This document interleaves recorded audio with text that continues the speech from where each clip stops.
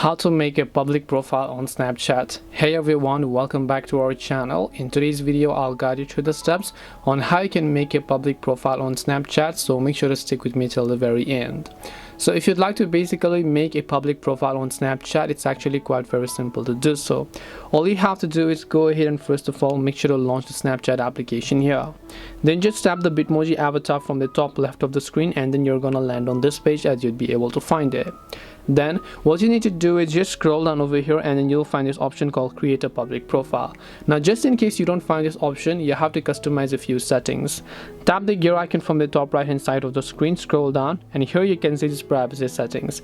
You have to set the settings to the maximum privacy possible. So who can contact you? Of course, select everyone or friends of friends or friends over here as you'd be able to find it. Or who can use a Bitmoji avatar? You can select that to my friends. Who can view your story? You can set that to your friends only, because as you can see you have to basically set it to the maximum privacy possible.